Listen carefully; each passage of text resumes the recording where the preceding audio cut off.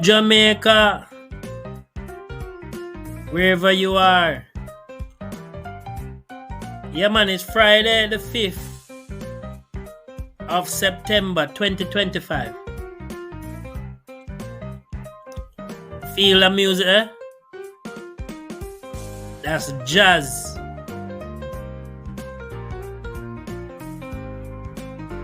And it have a long history where black people is concerned.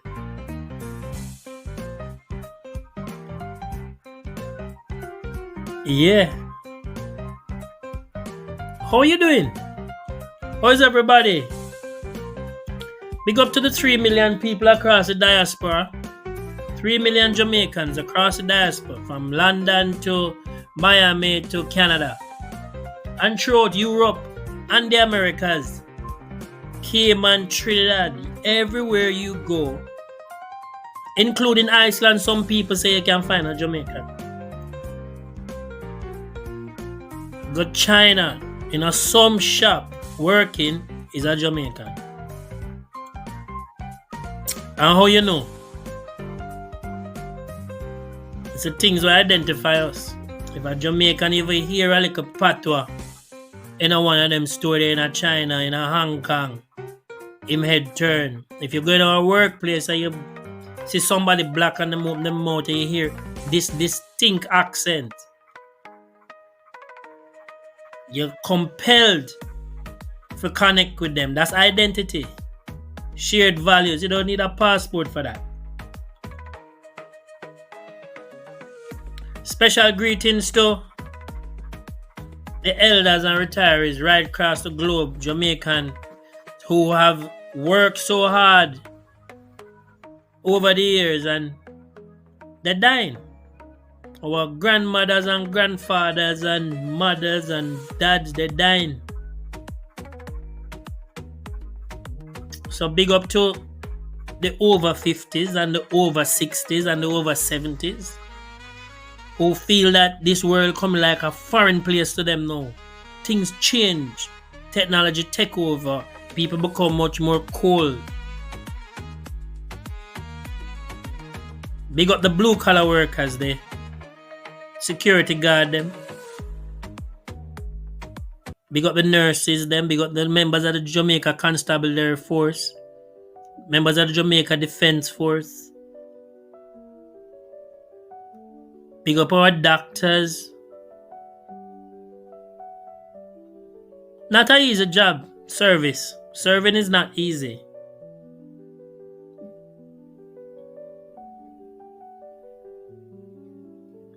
Congratulations to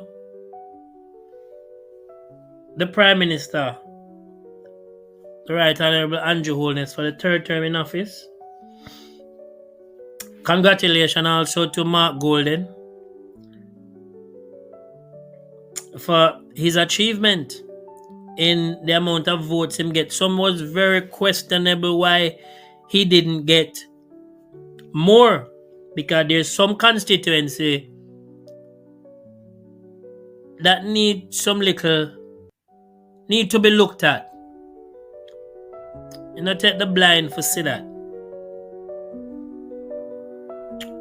But beyond the colors and the praise and the green and the orange, Jamaica, we have to ask yourself, you see, what does this mean for Jamaica's future now that Andrew is up, now that the entertainment finished, now that the demigod praise and the worship of the politicians and the acting and now all of that finish? What now? What now? We see talk about corruption, but we see the debates between the two politicians. We see questions about identity, where you're born, the passport you hold, the people you choose. Andrew threw some shots in the debate at Mark. And Mark threw some shots against Andrew. Mark's identity continually being questioned. His citizenship, but let's reason. Jamaica. Does a document define a man's soul? Mark Golden was born in this country, Jamaica, raised here. He carried the same sun, the same rain, the same music in his veins. Many of you listening in the UK, Canada, and the US hold 2 passports. Does that make you less a Jamaican? When you send remittances, build houses, or you raise your flag on Independence Day, aren't you identifying with being a Jamaican? Identity is more than paper, yeah? It's about shared values and the contribution you make. It shouldn't be used as a weapon.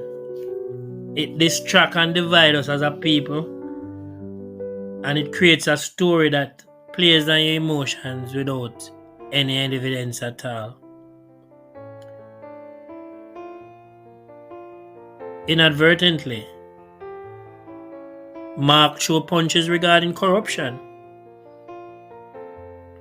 Now, we're going to have discussions on that, because a lot of Jamaicans don't understand the impact of corruption.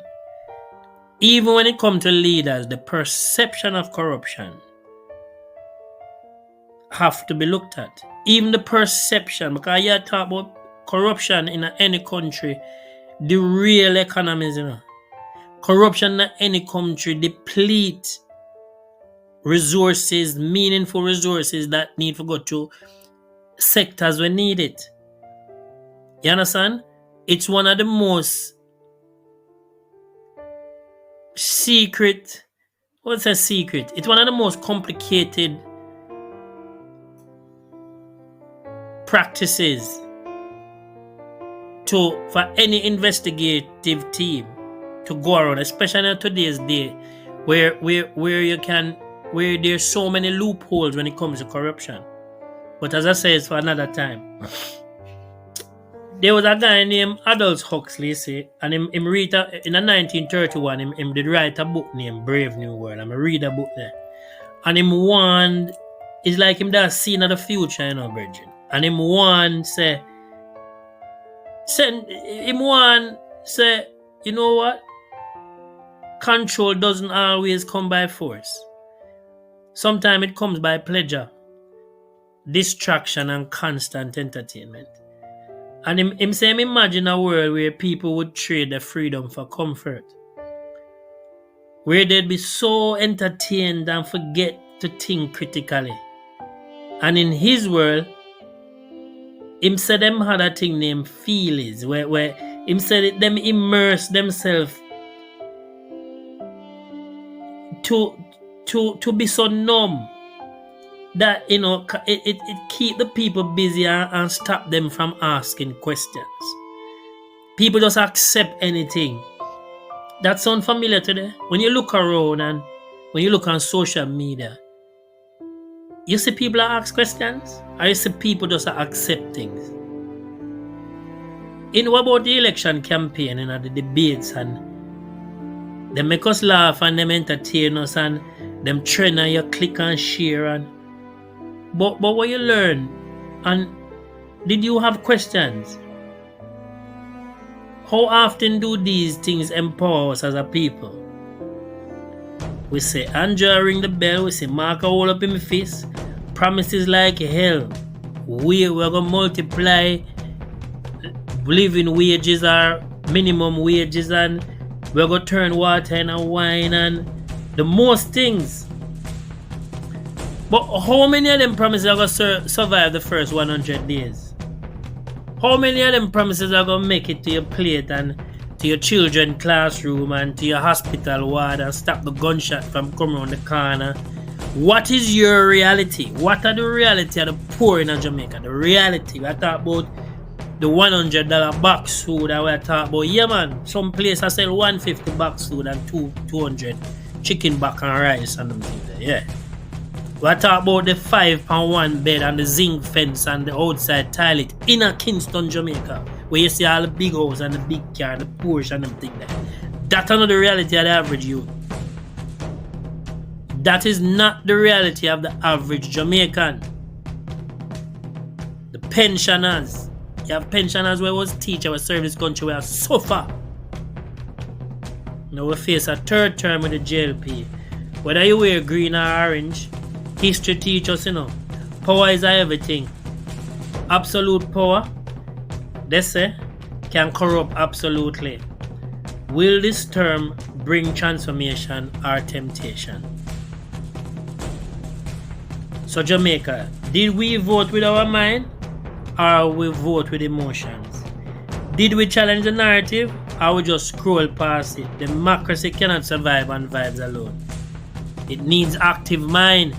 It needs the taximan and the busman and the higgler to think before them vote. It needs the man at Cherry Gardens and the doctor and the lawyer to think before them vote. It needs people to think collectively and vote because of what them for them personal benefit.